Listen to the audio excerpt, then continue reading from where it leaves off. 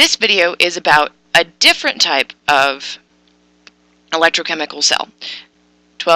In the A video, we talked about cells where we're making electricity, we're making batteries. Electrolytic cells are where we're using electricity to force a reaction that doesn't otherwise want to happen. In electrolytic reactions, we use a current, we're going to force a reaction that wouldn't otherwise happen. This would have a negative E cell if we did the math on it. This is one way that pure metals can be produced, like gold or silver. It's another way, another use is if we're going to electroplate. So if you ever have something bronzed, or if you've got something that is gold plated, it's going to use an electrolytic reaction. These are almost always going to be a stoichiometry problem. Things we need to know: our quantity of charge, Q, is measured in coulombs. Our current, I, is measured in amps, which can also be written as coulombs per second. The only point in which these end up not being a stoichiometry problem is if you're trying to find current, because current is coulombs over time. And typically you do stoichiometry first and then that at the end. T is going to be our time in seconds. Watch out for that, because you're not always given seconds. You'll also need to know Faraday's constant. Well, be able to look it up. I'll give it to you on a test. Faraday's constant is going to be 96,485 coulombs per mole of electrons. In college, I had friends who would treat this as our molar mass of electrons, which it sort of is and sort of isn't. And last but not least, you'll need to be able to figure out your moles of electrons per mole of substance, which is determined by your change in charge. Remember, we're largely going to be dealing with metals, which mostly make positive ions. Whether you're making positive ions or negative ions, for every 1 electron you lose or gain, your charge changes by 1. So if you lose 3 electrons, you get a +3 charge. If you gain 2 electrons, you get a -2 charge. So you're going to have to look at how your charge is changing for your elements in that reaction. So we're going to do an example. We're basically just going to use all that information I just gave you in a little bit of stoichiometry. So it's going to start out a lot like what we've done. So our question is, how much current is needed to produce 0.12 grams of hydrogen in 25 minutes? So we always know, if we got the option of starting with mass, mass is probably our easiest thing to start with because it'll let us go to moles. So we're going to start with our 0.12 grams of hydrogen, and remember hydrogen has to be H2. And we know we always have to go to moles. So we find our molar mass, so H2 is going to be 2.02 grams per mole of hydrogen. Now this is where it gets a little different than what we've done before. We need to get to charge to find current. To get to charge, you have to get to electrons. So we've got to know how many electrons are going to get transferred. We know we have to have 1 mole of H2, well, some moles of H2 down here. It's going to be 1 mole of H2 and then however many electrons when we're changing charge. We know hydrogen becomes H+. We've got 2 hydrogens, 1 electron each. That'll be 2 moles of electrons. And if you look back at the information I gave you on the last slide, we know that for every 1 mole of electrons, we have 96,485 coulombs. That's a constant. So we do all of that math, and that should give us 11,463.6 coulombs. What it's asking for, though, is current. And we just said on the last slide that current I is equal to quantity of charge Q over T, time in seconds. And we just found our Q, because that will always be our coulombs, over our time in seconds. We were given minutes. So we've got 25 minutes. We've got to get it to seconds, but we know that 1 minute is 60 seconds. And so that's going to work out to 1,500 seconds, which works us out to a current, which gives us a current of 7.64 amps. Again, I will give you this equation. I will give you this constant. That you should know from earlier. That you'll have to practice a little bit to figure out, but it's just however many electrons you've got to move to get the charges you need to get. Now, try your guided practice on your own, then come back and check and see how you did. So our first guided practice is actually a little bit shorter. If 47,600 coulombs are discharged from a dry cell battery, what is the mass lost by the zinc electrode? We only have one number, so we know what we have to start with.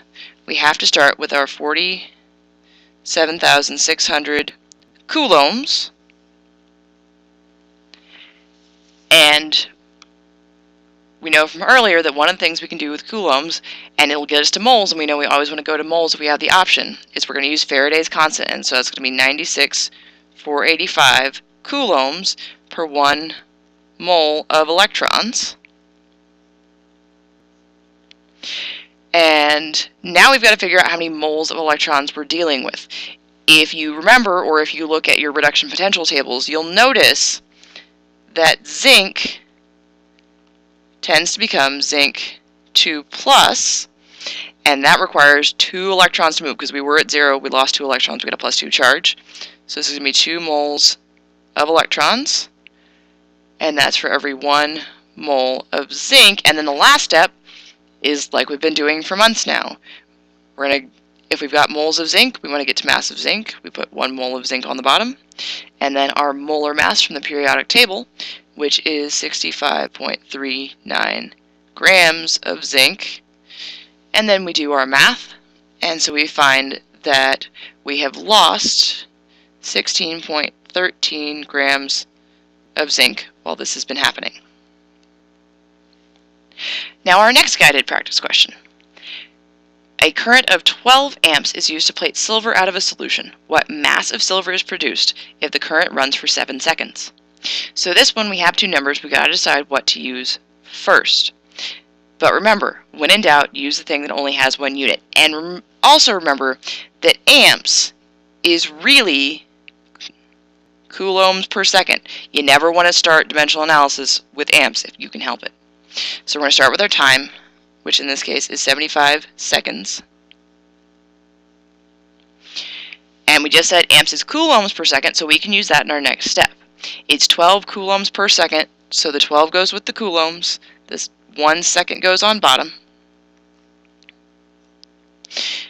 Once we get to coulombs, we know we can get to moles using Faraday's constant, so that's our 96,485 coulombs per 1 mole of electrons. And silver is another one of those transition metals that always has a fixed charge. Silver becomes the silver ion, which means that's going to, with a +1 charge, so that's going to require 1 mole of electrons for every 1 mole of silver. So yes, technically you could skip that step, but it's good practice not to, because it's not always 1 there. And then we're trying to get to a mass of silver, so again, just like we've been doing since we started the mole, we go to the periodic table. We know that 1 mole of silver has a mass of 107.87 grams, and so we do all of our math, and we find out that we have made 1.01 grams of silver. And one more guided practice problem.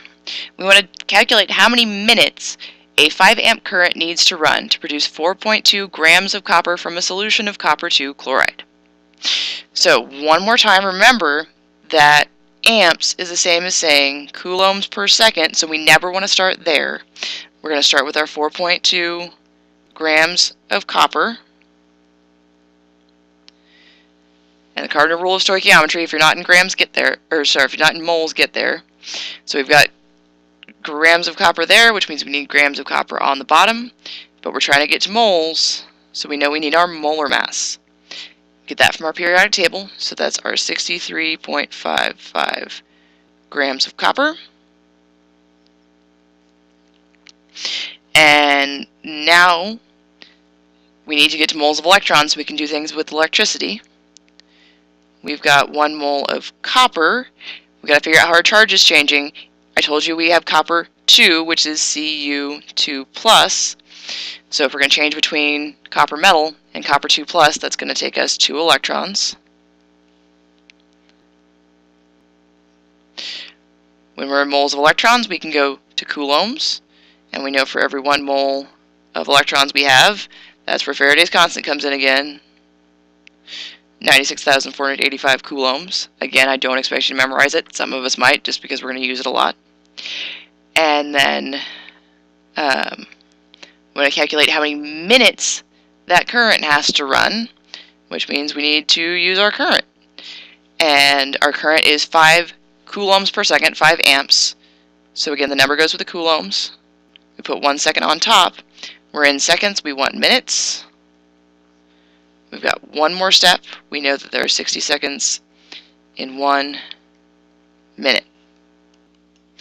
And so we do all of our math, and we find out that our current has to run for 42.51 minutes to plate out 4.2 grams of copper. So that's all of our notes. That's pretty much an example of all the types of problems we can do on this quest. Work things through. Ask questions if you've got them.